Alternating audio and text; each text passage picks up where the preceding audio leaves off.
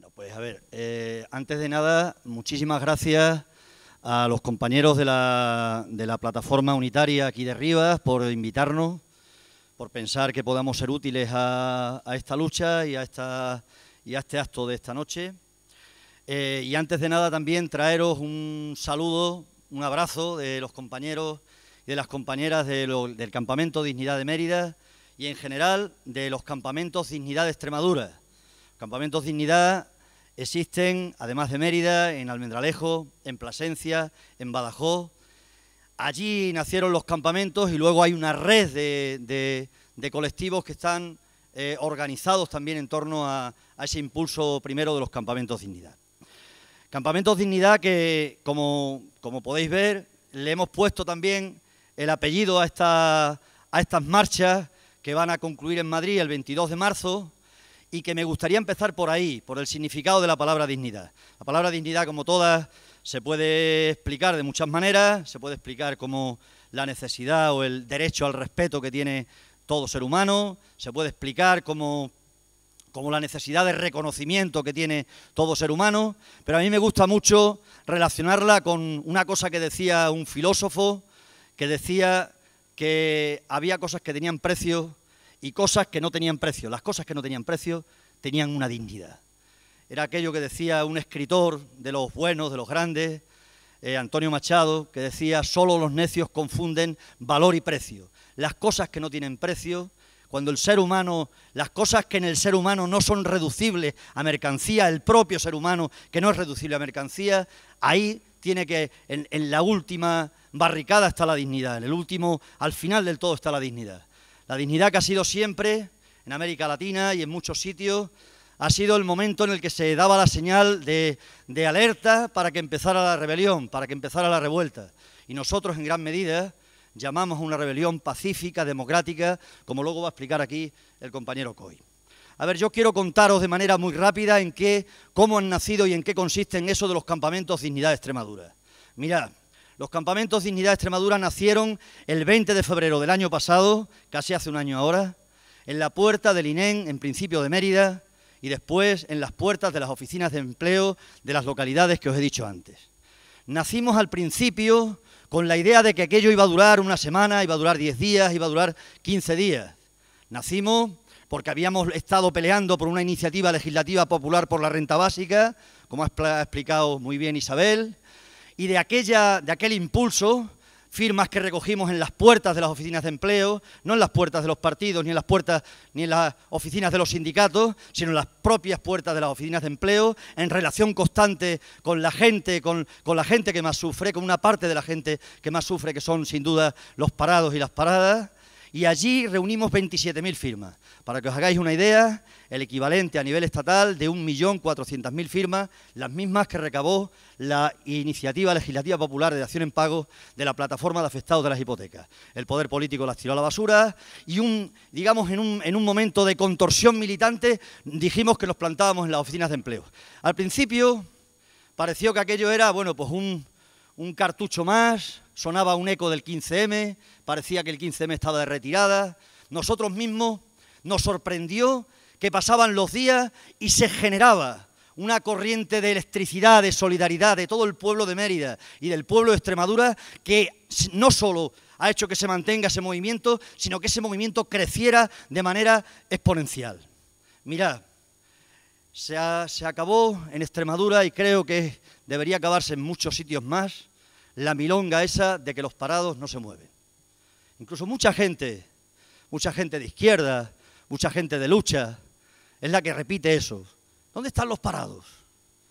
Nosotros conseguimos en Extremadura que en las oficinas de empleo empezase a crearse algo que era impensable. Impensable para nosotros mismos, porque nosotros fuimos como si los medios del acontecimiento, los intermediarios del acontecimiento, de algo que no estaba ni siquiera previsto, de ninguna manera. En ese sitio donde uno está deseando largarse cuanto antes, donde uno llega y sella, o llega y arregla el trámite y se larga enseguida, donde se escuchan continuamente las palabras depresión, tranquimacín, escopeta, allí donde parecía que era imposible que cuajara una comunidad de lucha, cuajó una comunidad de lucha. Y algo mucho más importante, no solo una comunidad de lucha para reclamar la renta básica, la cobertura de los parados, sino que a partir de ahí se tejió un montón de alianzas con otro montón de gente, con el movimiento estudiantil que empezó a reunirse allí, con el movimiento feminista, con los movimientos sociales en Extremadura. Es decir, que no solo los parados eran capaces de movilizarse, sino que eran capaces incluso de construir unidad, de construir alianza en torno a ellos. Y ese movimiento, que como digo empezó el 20 de febrero, empezó a tirar de la cereza de la renta básica y empezaron a salir las otras cerezas de la cuestión social, las otras cerezas de la pobreza y la exclusión social. A los pocos días estábamos con los cortes de agua que cada vez hay en más sitios. Y conseguimos dar una batalla que todavía la continuamos por la tarifa social del agua, porque no se le cortara el agua a las familias y porque se estableciera una tarifa para los parados. Y paramos las viviendas sociales, los desahucios en las viviendas sociales. Le contaba antes a Rafa Mayoral cómo allí había 900 expedientes de vivienda social, 900 expedientes de desahucio, y conseguimos paralizarlo. Y por tanto íbamos llegando a los otros problemas de la cuestión social, a las otras caras del problema. Y conseguimos en el verano, después de 80 días y de que se aprobara una ley de renta básica, muy lejos de lo que nosotros planteamos, pero también muy lejos de lo que ellos inicialmente planteaban allí, porque planteaban darle cobertura solo a 1.500 parados, y tuvieron que elevarlo a 8.000, y tuvieron que cambiar otras condiciones, el tiempo de empadronamiento de 4 años a 1 año, la edad de 25 a 18 años, etcétera, etcétera. Nuestro particular sí se puede de los parados. Y junto a eso, como digo, fueron creciendo otras luchas. La lucha, por ejemplo, para que las viviendas fantasmas, las urbanizaciones acabadas o casi acabadas, pero que están vacías, reclamar que se dieran al pueblo. La lucha para que los comedores escolares se abrieran en el verano. Y conseguimos que en 8 ciudades de Extremadura se abrieran los comedores escolares para que los chavales pudieran comer. Porque ahora estamos hablando de eso. Ahora ya estamos hablando de eso. Ahora el queremos pan, trabajo y libertad de las manifestaciones ya no es retórica. Estamos hablando del pan en el sentido literal. Estamos hablando de que en Extremadura hay 65.000 familias que necesitan completar la alimentación con los bancos de alimentos. Y a nivel del Estado, 1,5 millones, según los datos de ellos mismos. 1,5 millones de familias que tienen que ir a por las bolsas de alimentos. Por cierto, lo cuento aquí porque creo que es fundamental. Es fundamental que nosotros veamos cómo construimos la mayoría. Cómo construimos, cómo movilizamos y organizamos al montón, a la mayoría, que somos la población, la mayoría de la población, quien sufre esta política. Pero que estamos cuarteados, estamos divididos, porque tienen 1000 mecanismos para dividirnos. Y os cuento un mecanismo que tienen, por ejemplo, porque aquí se ha hablado, la primera compañera, Tania, ha hablado con mucha razón de la diferencia entre caridad y solidaridad, pero eso no lo podemos arreglar de un brochazo. No lo podemos arreglar diciendo el reparto de alimentos es caridad. No, habrá que hacerlo de otra manera, habrá que hacerlo con criterios de solidaridad. Fijaros lo que hacen. Cuando decidimos que nosotros también íbamos a entrar en el reparto de alimentos, y legalizamos, tuvimos el debate en los campamentos y legalizamos los campamentos como asociación para poder hacerlo, llegamos allí al Banco de Alimentos, la señora presidenta del Banco de Alimentos, doña Carmen de Aguirre, supernumeraria del Opus Dei, después nos han negado los alimentos más adelante, y después de la confrontación que tuvimos allí, primera pregunta, ¿pero cómo os voy a dar a vosotros alimentos si vosotros tenéis un campamento para protestar? Buena señora, ¿qué le da usted alimentos solo entonces a la gente que no protesta? ¿Que tienen derecho solo a comer los parados o las gentes que no protestan? Y después de aquel litigio nos enseñó las instalaciones del Banco de Alimentos. Había una pila de cajas muy grandes, sin nada, sin ninguna letra. Y en estas cajas, ¿qué es lo que hay? Después de que nos enseñara el aceite, el arroz, todo lo que había por allí. No, estas cajas son para la gente que le da vergüenza. Es decir, que tienen 2 mecanismos para repartir los alimentos. Uno, el de la bolsa transparente, los pobres de toda la vida. Y otro, el de la caja. El de la caja sin nombre, que se encargan de hacérselo llegar a través de Cáritas. Es decir, nosotros tenemos la obligación de encontrar y de pelear allí donde se genera y se reproduce la vergüenza de la gente. Porque ellos no quieren acabar con la vergüenza de la gente, evidentemente. Ellos quieren reproducir, mantener la vergüenza. Y tenemos que hacer lo que hizo La Paz, que llevaba a la gente con la cabeza gacha y a los 15 días al mes estaba con la cabeza alta. Y también los nuestros, también la gente de los parados. Nosotros, claro, no repartimos los alimentos como ellos. Primer reparto de alimentos, mes de octubre, en la puerta de la oficina de empleo. ¿Para denunciar qué? Denunciar que nos niegan el trabajo. Y decir que nosotros no queremos repartir alimentos. que queremos que llegue cuanto antes el momento de no tener que repartir alimentos.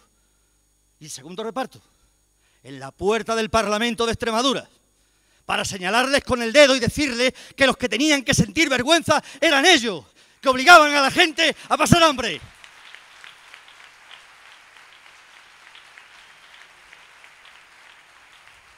Claro, a los 2 días llegaron y nos dijeron que ya se había acabado el reparto de alimentos. Ahora nos lo van a dar a través de la Cruz Roja, no a través del Banco de Alimentos.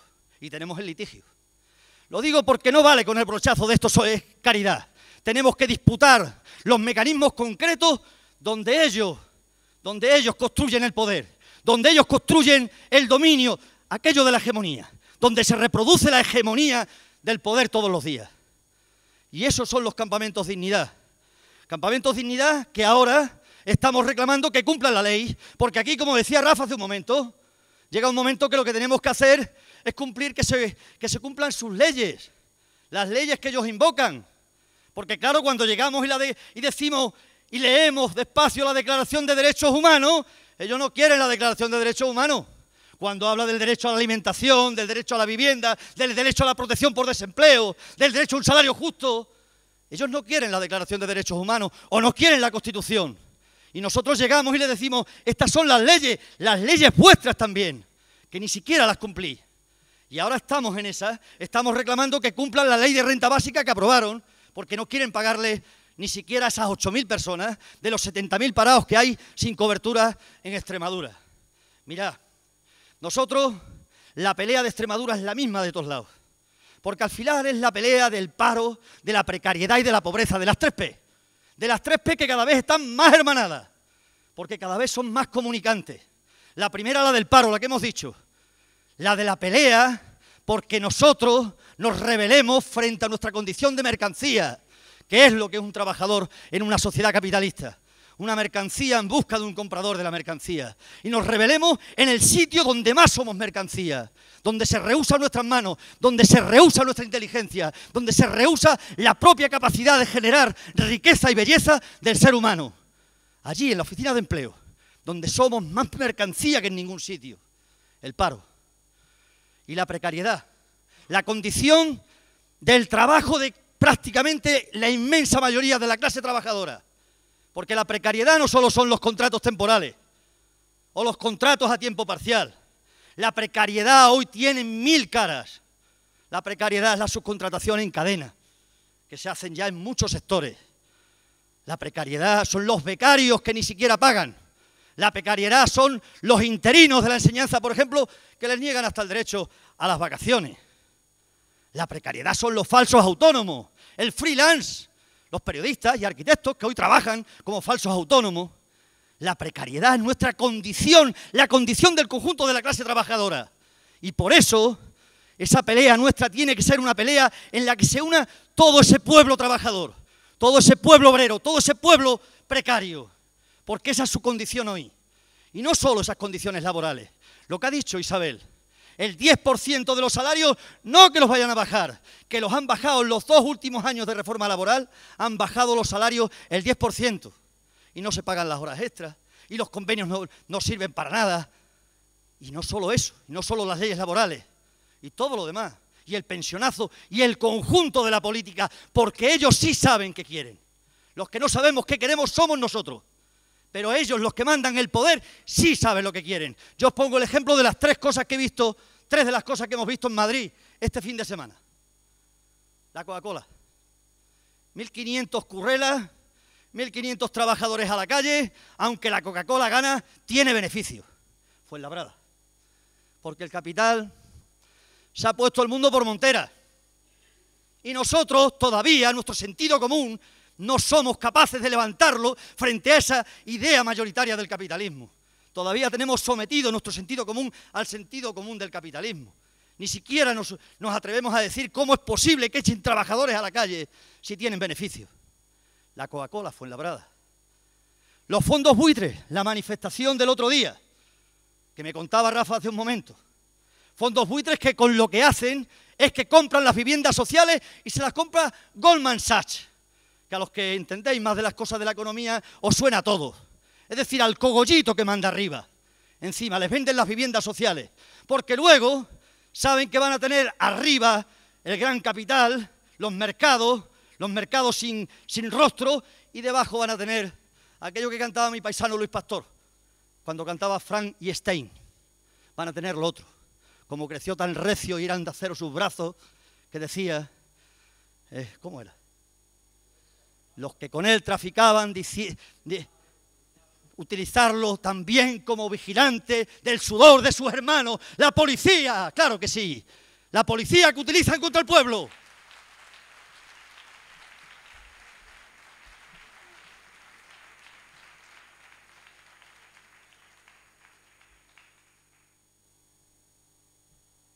Y la tercera, hemos dicho, la Coca-Cola en Fuenlabrada, los fondos buitres a los que le van a regalar las viviendas, el patrimonio de viviendas sociales. Y la tercera, la policía entrando en la sede del Partido Comunista de España en Alcalá de Henares.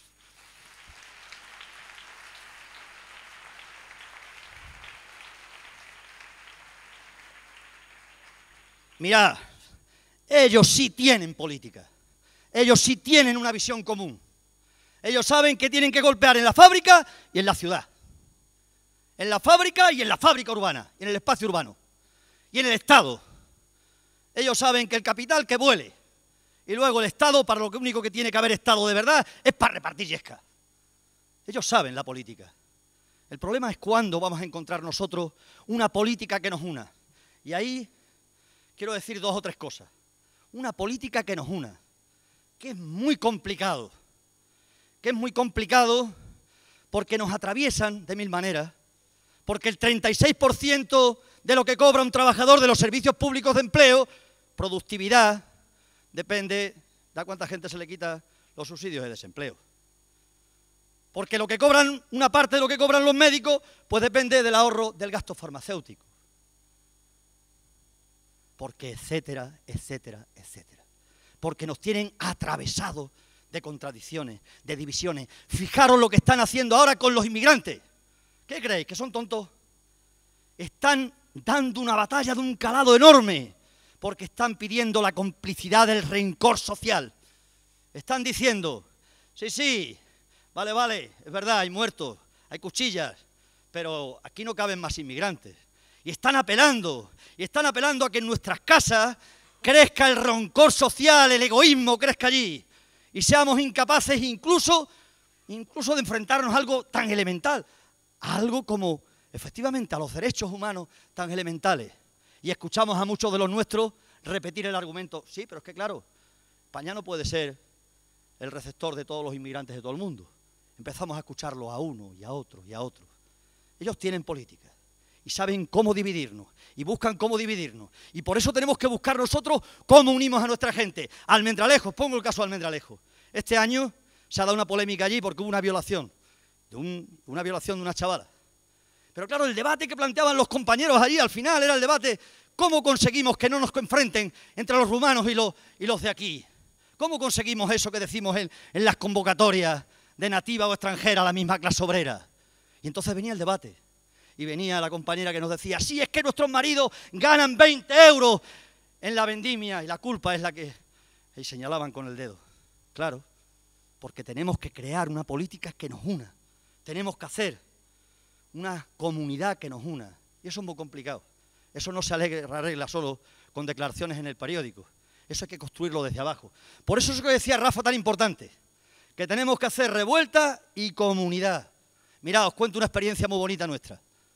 Estábamos con la tarifa social del agua y se negaban a reponerle el agua. Habíamos conseguido que no le cortaran el agua a más familias en Mérida, pero se negaban a reponérsela a las que la tenían ya cortada. ¿Sabéis qué hicimos? Eso fue por la mañana. Por la tarde fuimos al barrio y hicimos una asamblea. Y allí salió. Fuimos todo el barrio a acompañar a una familia, a una pareja con hijos, a la que le tenían cortado el agua. Y la cortamos allí toda la asamblea de los vecinos. Porque esa comunidad hay que construirla desde abajo. Y efectivamente, el agua que se corta, se engancha. Y la luz que se corta, se engancha. Y también ese sentido común está cambiando. Hace poco lo escribíamos con K, ya lo escribimos con C, la ocupación. Y está cambiando. Hace 2 años a cualquiera de nosotros que nos hubieran dicho que iba a haber huelgas indefinidas por un tubo, y huelgas indefinidas victoriosas además, la de los barrenderos, la de los trabajadores de Panrico en Cataluña y todas las demás. Y ese sentido común está cambiando, y el sentido común también de si ocupamos o no ocupamos las viviendas. Y esa batalla hay que darla, porque si no, el sentido común lo ganarán ellos. Mirad, lo he apuntado. Ahí aquí he ido a tomarme un café cuando he llegado, y había en un parque infantil, ponía lo siguiente: año 2020, juego de parque infantil, 1 euro. Seguro que lo habéis visto varios, ¿no? Lo explica muy bien. Quien ha escrito las pintadas, a veces las pintadas revelan toda una rebeldía y lo expresan de una manera, con una síntesis maravillosa. Lo expresa muy bien. O somos capaces de que prevalezca la lógica de la vida, o prevalecerá la lógica del capital, la lógica del capitalismo. Y se le pondrá precio hasta los juegos de los niños en el parque infantil. Porque eso es lo que está ocurriendo ahora. Porque nos tenemos que enfrentar, mirad, nos tenemos que enfrentar a la lucha de todos los días, pero tenemos que echarle horizonte. Aquello que decía Rosa Luxemburgo, hay que elevarse por encima de los estrechos horizontes del pan cotidiano y horizonte. Pan cotidiano, la pelea por el pan, por el curro, por la renta básica, por la vivienda, por la educación, por la sanidad, por los derechos concretos, pero también horizonte. Horizonte, porque el problema que tenemos es que el capitalismo está mutando otra cosa. El capitalismo está mutando otra cosa, y seguramente una cosa peligrosísima, algo que mutó también en los años 30 y que todos conocemos. Y ahí nos vamos a tener que enfrentar a esa situación histórica de otra manera. ¿Cómo? Para empezar, con la unidad, aquí se ha dicho, con formas nuevas de unidad, bebiendo de todo lo que ha sido capaz de crear nuestro pueblo, que hemos sido capaces de crear nosotros en los últimos años, desde la onda larga que abrió el 15M, que vino la paz y nos demostró que a partir de algo muy modesto como la dación en pago se puede construir una lucha, si hay sinceridad y si hay confrontación con el poder. Y que vale mucho más la lucha de la gente que el voto de la gente. Mirad, esto no se va a arreglar en las urnas, o solo en las urnas, o fundamentalmente en las urnas, o lo arregla el pueblo o no tiene solución. Y eso tiene que ser con la movilización.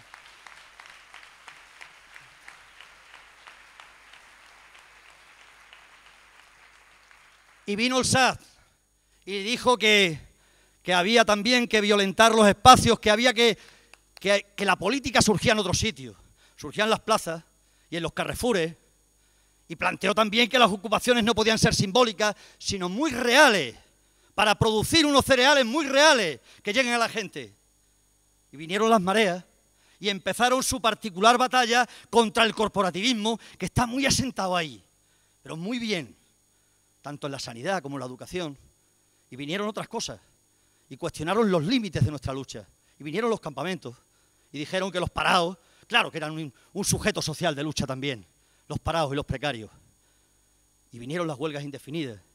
Y vienen las marchas de la dignidad, que son las nuevas formas de unidad, en la que la gente de las siglas nos tenemos que autocontener, porque lo importante es el común, no las partes, el común.